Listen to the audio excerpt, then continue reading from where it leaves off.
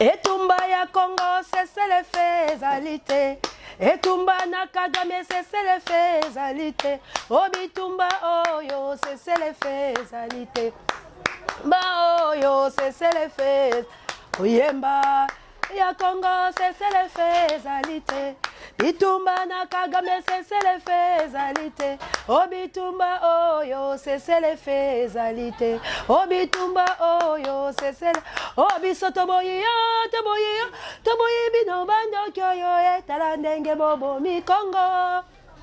Obiso toboyi bino toyini bino bando kyoyo etalande bomi otalandenge moteki mboka e. Obino lisanga ya bando kiye bino nyoso boteki Congo. Boteki Congo. Oh lelo. Oh lisango yo bino nyoso bobo mi Congo.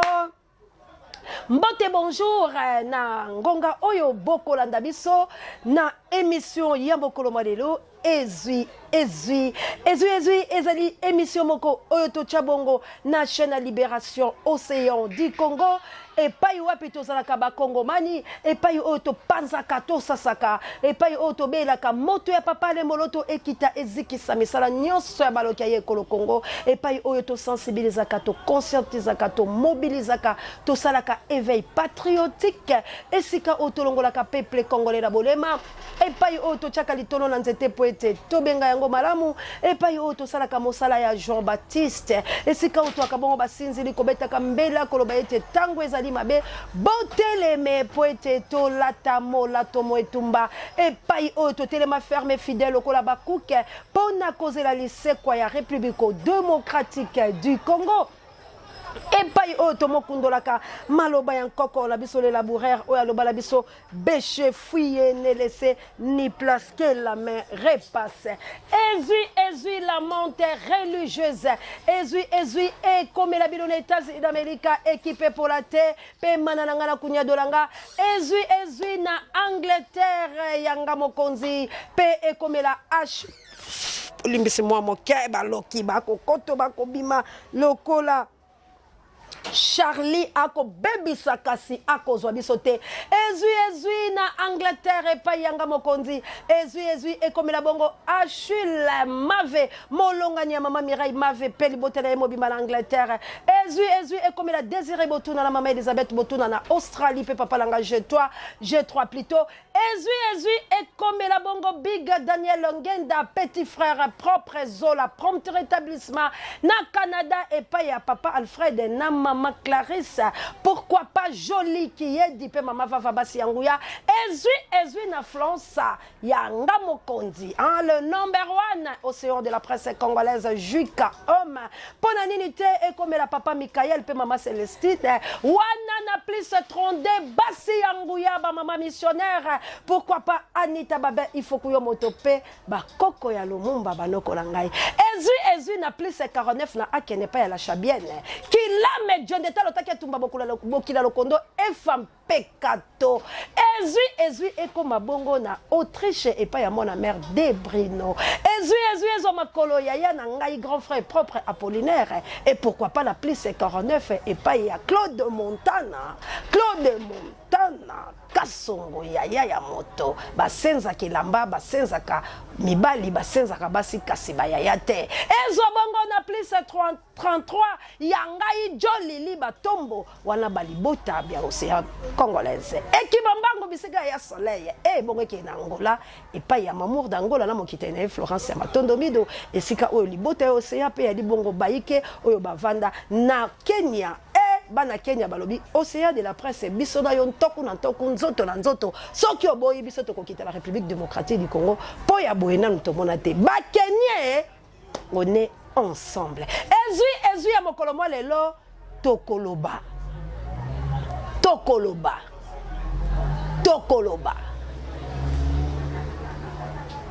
tokokende te tokoloba wa ata bobo mi biso tokolemba te ata bosasi biso opona Congo tokoloba ti tokolemba te tokoloba ti tokolemba te ata bobomi biso tokolemba te ata bosasi biso tokolemba te tokende na meke kabuya l'homme puissant kimona meso buka mona buka kwikila. Masya Allah para jamaah kimeng wang kentak kepi kentak je banyak di Masjidil Haram para jamaah sahoso semua kentak kentak kentak je banyak Masya Allah rembukan kentak kentak Masya Allah tanda apa ini tanda apa di Mekah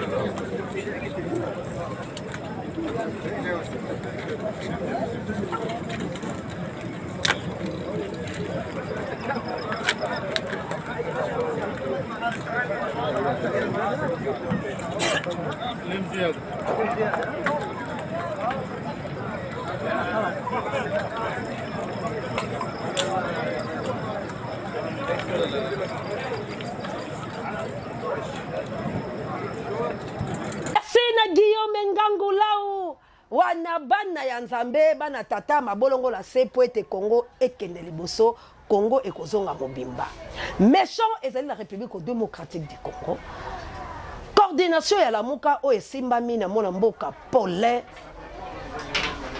a telemaki na mongongo makasi pe bakomi mikandami ya bango po ete totangela bango kabuya l'homme puissant soko kolinga kopesa biso lango moko tokotanga mwa palati moko pe tokoleka na biso kasi ya lelo nini bolimbisi mwa moke kande koya kasi boyebi santé faut ka toke nango bongo po soki tolali tokolala tokolemba ba mama missionnaire ekosimba te équipe pour te na États-Unis d'Amérique bandoki babandi déjà boko sambwa po ete ezali fembo ya kekele oyo tokolimbisaka te po Congo yali ya biso tokomema bino na lolenge nyonso ya fimbo ya malako ya kobete ya kotumba bozwa mobange na prière oyo bayimendele pe bakobongela pour la République démocratique du Congo tango yo kokanisa kokosundamela Congo tantan kabuya l'homme puissant. Vocês vão ficar invisíveis. Ayana Ayashi, não é para vocês temerem. Randana Hamama Ayashi. Nere Ayana Ayashoro Brabra Ayasere. Adaba Ayasere. Ayana Ayasere. Obrigada, Pai. Obrigada por estratégias novas, Senhor. Aleluia. Senhor, pela linguagem alcançando. Congo ezali ya yo na ngai. Congo elike na biso yali kobundela. Ndeko la ngai to loba likaba baloki ya Congo to belela bango ngai na yo pe to sunamela bango koloba ete Congo yali ya biso to kolinga bongo te. Boni Kagame atelemaka alobaka abotoloko abomaka pe yo lobi o te ba oyo baliaka ba oyo baliaka te mwana mboka. E ali likambo ya yo na ngai to so lantoko e ali likambo ya pasi e ali likambo ezo sala pasi e ali likambo mboka na ngai ezo kota la kati ya mabe botala lokola lelo to ina likambo monene ya mwanga ntutu bimi to ina likambo monene ko koselaka bato makambo la République démocratique du Congo to ali likambo la minene o ba député babungi njela to ali la likambo monene oyo kosala mala kumoko bebino moko boko kamwa tango ntongo ekotana kasi na ngolu ya Nzambe tata Nandela le messager kabuya zulanga kaka malobane moke wa betimbela pour tout le monde ayoka. Mais c'est Félix Azana posé à pouvoir ti. Félix Antoine Tshisekedi, c'est le fils de Tienne Tshisekedi wa Mulumba. Toyebi mutuana comment atika mokili sans avant dans la kiti ya pouvoir. Toyebi mutuana tango ba ko ebise assigné ba prérogative quelconque comme chef ya gouvernement à boya qui premier ministre pour à vivre pleinement pouvoir pour changer mboka. Félix est une partie de son père. Pour comprendre na mozindo bino nyonso bozan dinga Félix. Ba plateforme ya union sacrée. Na ebi que vous vous réjouissez trop bien. Mais mettez-vous en tête, Félix n'a pas besoin de pouvoir. Félix sait à qui il va donner le pouvoir. Il sera dans la paix pour avoir s'épuisé, pour avoir ses données, puisqu'il s'est donné à fond pour changer le pays. Nous sommes tous témoins. Parfois, on a critiqué que Azak au tourisme. Mais en vérité, a promis qu'il y a un Congo fort, puissant. A comment qu'il y a tambo la bisik à cause de la solution. Ceux qui ont qui ont goûté, ils ont un conseil pas conseil à magicien, pas conseil à féticheur, pas conseil à occultiste.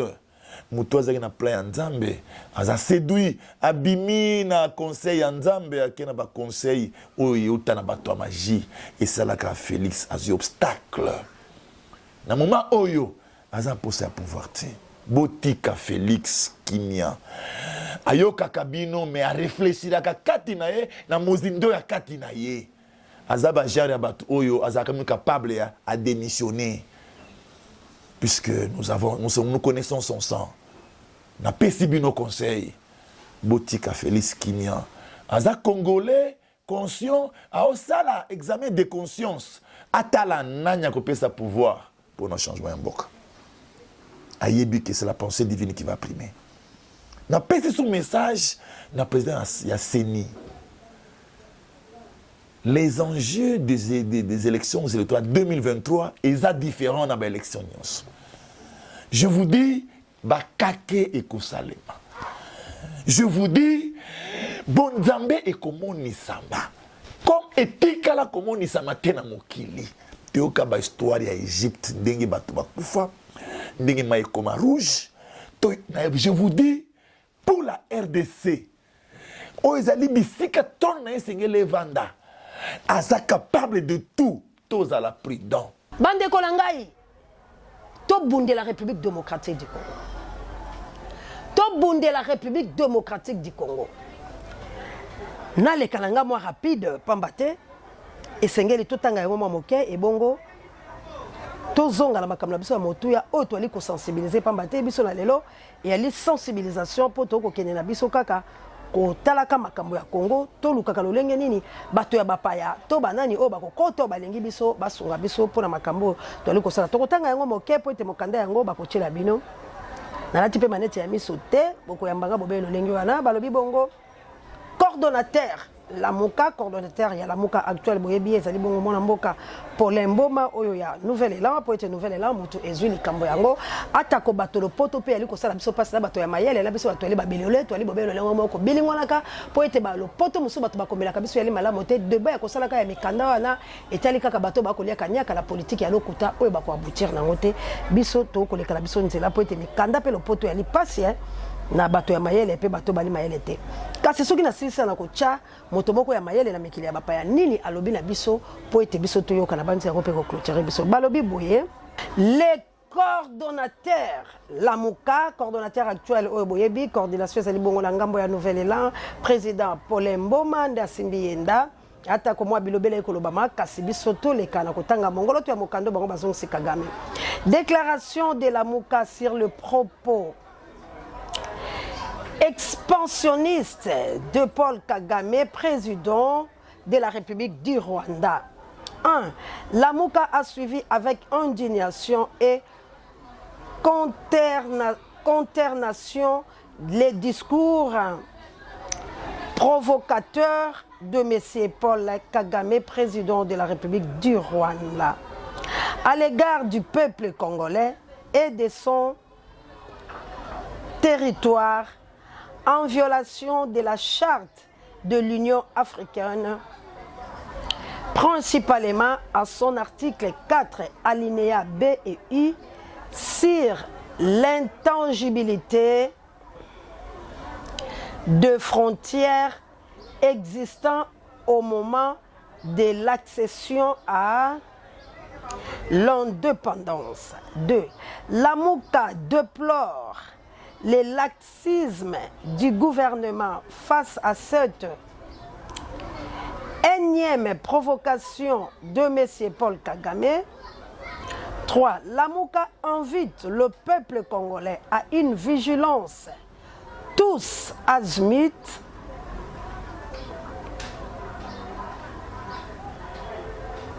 à user de l'article 63 de la Constitution de la République qui lui donne le droit et le devoir sacré de défendre,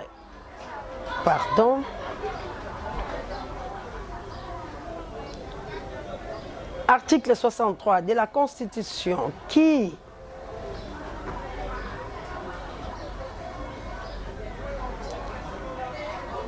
lui donne le droit et le devoir sacré de défendre les pays et son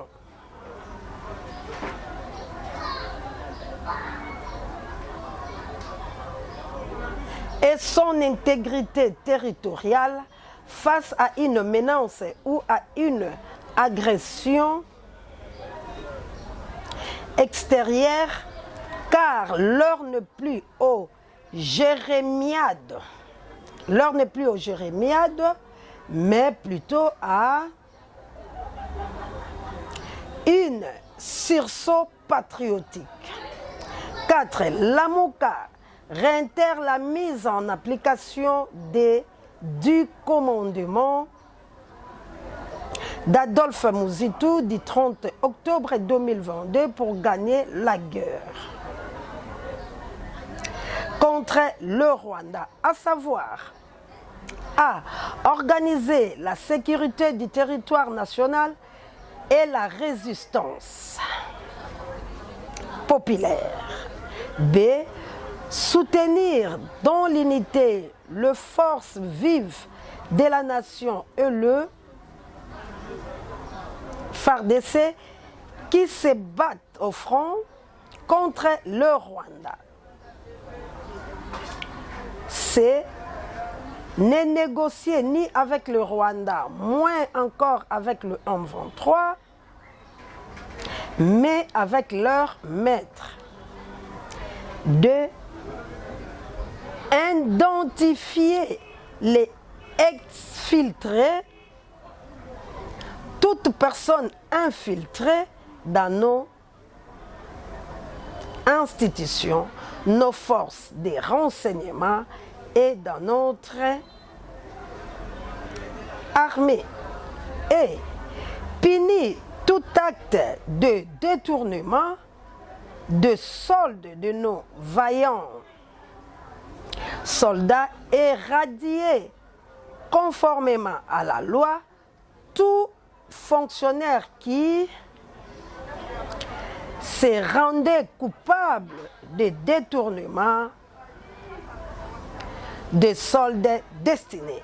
Ya mibale bokozo yango lolenge bakomi wana mongolo to yankanda kozongisa pe balobi to potolonga etumba ya République démocratique du Congo esengeli tokota la procédure wana po ete na kolonga etumba. Nzambe ya lola azana biso kabuya l'homme puissant vidéo ya vaillant pe motola mayele ya mikili ya bapaya me Kongomani nini alobi pour la République démocratique du Congo. Une rencontre était prévue aujourd'hui entre le ministre de Défense des pays de l'Afrique de l'Est avec les autorités congolaises pour évaluer le mandat et la mission de forces de l'Afrique de l'Est venues intervenir dans notre pays.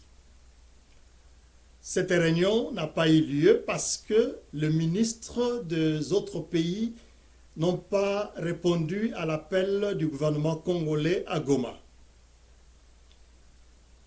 Et les raisons de cette absence n'ont pas été données. Par contre, c'est l'intervention du ministre de la Communication qui nous montre que les choses ne sont pas au point fixe avec les forces de l'Afrique de l'Est. Voici comment il décrit cela dans Radio Okapi. Cette réunion devrait discuter de l'avenir de la force régionale parce qu'il y a des points sur lesquels la RDC n'est pas d'accord dans la manière dont les choses ont fonctionné. Évidemment, cette déclaration du ministre montre qu'il y a eu des problèmes dans l'exécution de cette mission. La situation à laquelle nous faisons face maintenant est que nous avons sur les sols congolais la MONUSCO qui ne veut pas quitter le pays. Les forces de l'Afrique de l'Est qui n'acceptent pas l'évaluation du ministère congolais ou du gouvernement congolais et qui s'absentent à une réunion tout simplement dans le but de ne pas entendre qu'on n'a plus besoin d'elles. Vous allez vous souvenir que nous, les intellectuels congolais de l'étranger, nous avions déconseillé notre gouvernement de ne pas accepter la venue de ces troupes sur le sol congolais. Qu'à cela ne tienne, nous demandons maintenant au président de la République de prendre fermement ses responsabilités pour que si ces forces n'acceptent pas l'évaluation qu'il a demandée au ministère de la Défense et aux experts congolais, qu'il notifie tout simplement ce père de l'Afrique de l'Est que ces troupes ne sont plus les bienvenues sur notre sol. D'une manière ou d'une autre, c'est comme si la guerre est ouverte sur notre pays par plusieurs forces et sur tous les fronts. Mais il est tout à fait vrai que la population congolaise, derrière son président et son gouvernement, vont résister contre toute action de nature à nous piéger, de nature à encourager d'une façon ou d'une autre cette balkanisation déjà décidée par la communauté internationale, mais qui se retrouvent chaque jour qu'ils ont voulu exécuter leur plan devant la résistance de fils et de filles courageux de la République démocratique du Congo. Continuons la lutte, restons unis, et que beaucoup plus le chef de l'État, son gouvernement, écoutent la population qui jusqu'à présent ne les a pas abandonnés dans ces combats. Bolandi Molamboka la bokebi ali koloba bongo makambo ya République démocratique du Congo bato na maele bazali bayike lokola Achille Mave bilomoko boyebi en Angleterre le grand professeur molongani ya mama Mireille Mave boyebi bongo professeur Jean Bélé savana biso to ali na ba Enoch Ngila hein. Je ne détaille pas Nestor, le number 1. Il y a Océan de la presse congolaise Juka. Un matin, papa Michael, papa Alfred. Toi, ali bongo na ba équipe pour la terre. Toi, ali na ba de Bruno mon la mère, toi na ba to ba ike. Toi na basi yanguya basi ya mayele. Toi na ba professeur Yombi. Toi na ba to belé ya mayele la République démocratique du Congo lokola ndeko wa uti koloba. Kasi bandeko langa sengeli to sosola biso Rwanda nda za na nyongo ya mabele na biso to na nyongo ya mabele ya Rwanda te. Et le ko kabola biso ba Congo mani ali ba sentiment personnel. Ezali ko landa te lo lenge mboke ko biso po ete to bunda bandeko langa likambo ya Congo ali etumba la Rwanda. Likambo ya Congo ali etumba ya Congo la na te ngai na ali ya X ngai na ali ya Y ngai na ali ya Kingandi ngai na ali ya Kingandi likambo wane yalite likambo ezali sembola lito yoka ndeko na otanga ko bela mbela pe bokende bisika oya ko bebisa to bongisa ensemble po ete vérité ezalaka lango boka bonite kasi lelo ndenge boko mona bwe mboka la biso ekoti kita kita yuka yuka moto bisika nyoso pamba tendeko mabe ezali na lolenge moko ko kotola yango te potanga biso bilo bolila bikila bapaya boko bika te mais biso to akobika yango la biso mabe ali partout pa boye bayete ke mabe ali mwana mboka bemba ngombo ali bongo ministre la biso de défense kasake ipo la kokutana na bato po baso likambo letali mabele tozo libungu tono humiliation bemba songi associé ba boy kokutana na ye ba considérer te po bango ba yebi nani nde bemba yo congolais ta moso yebi bemba te mais bango ba yebi bemba la ba faiblesse na ye c'est que bemba ko sala le côté na défense ndeko la ngai pamba te Congo ko kokata revendiquer ba droit to komi na tango oyo esengeli to protéger mboka la biso mabele mwa biso esengeli to batela yango ndeko na ngai to ko batela yango na ndenge ni soki no to repousser te tumpa ndeko na ngai biso to kwei yango to ko beta mbela ko benga ete bo soutenir biso po ete to bunda ndeko na ngai likambo ya Kongo ezali etumba pe mbala moko to sisi yango wayi bo kotisa biloko bo financer bilo bato ya misolo bo pesa bambongo ekendela ba province iso ba resistant ba teleme na Kinshasa bipa iboso la ngonga moko pe na tango moko biso banso to sali eloko moko ya okuta ina ye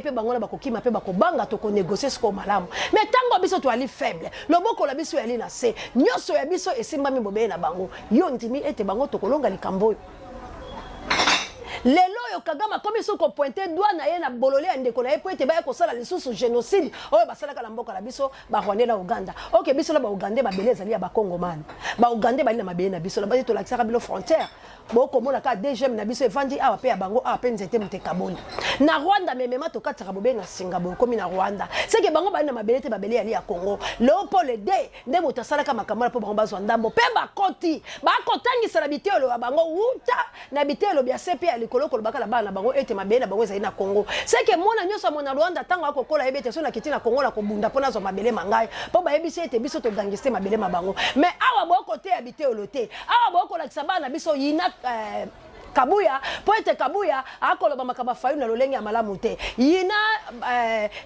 kuna gloire poete gloire akoloba makambo ya muzito la ndenge ya malamu te yina kuna po akokote la bemba te yina kuna po akokote la Moïse Katumbi te bota la distraction oyo ba memi biso la République démocratique du Congo yango toko koka kolonga te achela ntela la France hein voilà la monipe maman hein social et grâce à la rumba mona moko bien hein ya gaillard ya mbisibier parce que beaucoup na France bande kolangai to telema to bunde tumbala biso ali no moke monseigneur liso ya nkolo hollandais noir moto mon prêtre bande kolanga ali no moke monseigneur liso ya nkolo hollandais noir moto mon prêtre donc yaye et ratakate lokola lik makanaki na Autriche mona mère de Bruno to bunde tumba yango tozolo ba bande kolanga bo teleme bino banso bo soutenir biso awa bisika institution evandi soki to telemeli bato nde kolanga ba kokima na nzela ya marche te na nzela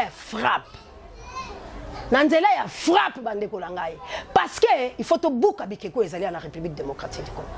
Il faut to buka bango ba kambio ba okamba biso malamu te. Il faut to longola bango. C'est quand to longola bango nde l'état au peuple ba telemi. Metango yo peuple koti la ba désastre. O koti la ba division ya buzoba. Ya bato ba okene ba olia ba mbongo la bango ba okuta la ba osepelana. Yo tikalika fani ya zoba olete banda tongo ngana yo tole na biso te. Landanga inde kono na zobela o to zolia te. Bango bazolia. Bana na bango bakoya ko konza biso le sous lobby.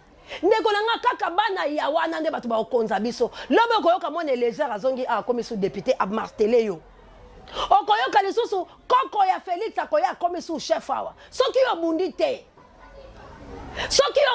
ba famille wana kaka ozomona lelo bango bakozonga la bala bango pola kokonza biso tango ngai na otozoyeba te ndeko nanga biso tozo souffrir ofingi Moïse Katumbi ofingi matata mponi ofingi boy bangola bazongani ozomona teke ba politicien batangisi yo ezali la bango te ke baza batu mabe okoko croire na bango te politique la bango ezali bazobeba la pe bazokuta na makam na bango sikoyo yo ozo gagner nini polobi biso batu to finga Moïse to comme ennemi Moïse loko Moïse la président eli bayokani biso siko langa ma Moïse to kende to réfléchir loko batu ko ndeli ba osakana biso to comprendre ke mboka ba oteka okende soko ki pa Moïse ba beti yo ba bibile bo finga ki bokota te botika ka Martin Fayulu madidi akota ya zwi fungo la kote siko yo ndeko langa to sosola ba politicien ba lingi biso te ba okota biso la kati ya distraction to boya bango te la dernière énergie ba lingi la bango biso te to telema to réfléchir loko la bato on libère pas un peuple se libère trahison eza la bango tout mais mutu oya ko libérer Congo asa telemi na maloba kaka liso molimo emona soki bomoni te ezali pasi pema bolandi ndeko la biso ndenga alobi biso tokomi na suka yako na famille ya ndeko la biso oyo akuti kokufa na théâtre basalaka na banzela ba vie de loin papa Mousselou merci Kabuya l'homme puissant on n'échange pas l'équipe qui gagne personnellement en tout cas tous ensemble tokozwa yango tokolakisa bilo poto azaki ndeko lotilike kei bandeko kaka tango tolobi papa Mousselou akufi Félix na Congo oh mwana mama Martin yo kama wa la République démocratique du Congo sa congolais fungola nzela ba peuple ba bunda tika boye bakoboma yo biso tokoyoka pasi tala makambo ezosala malotilike ezali kwenda vutuka mai te kolia te social mabe makambo nyonso mabe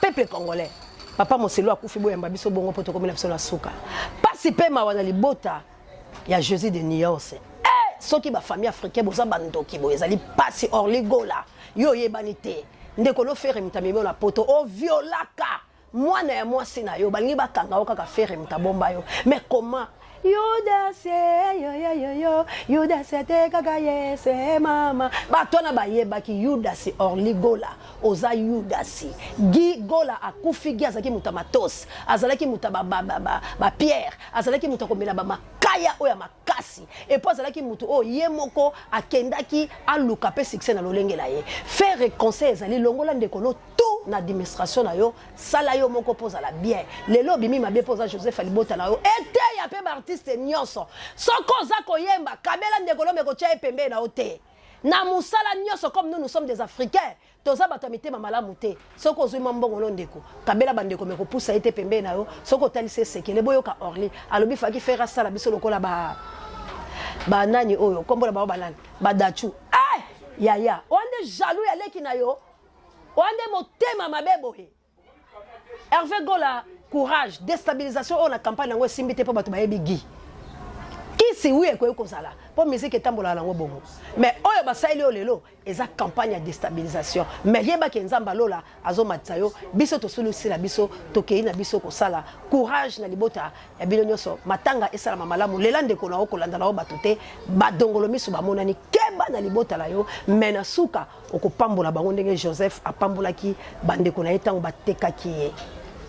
ntango batekaki ye tango batekaki ye okoyeba histoire wana otanga yango merci na Kabouya l'homme puissant on n'échange pas l'équipe qui gagne merci na Gloire Ngoma misape électrique Pape J directeur recherche stratégique pesango mokonzi pareil ya bemiso babiso matondo makomela bino nyonso ingeta la bana mvuluzi la patrouille la mort nous vaincrons la peur doit quitter nos esprits ingeta tozobundela Congo likunya na mutu te likambo la mutu te toko libérer mboka plonto akabo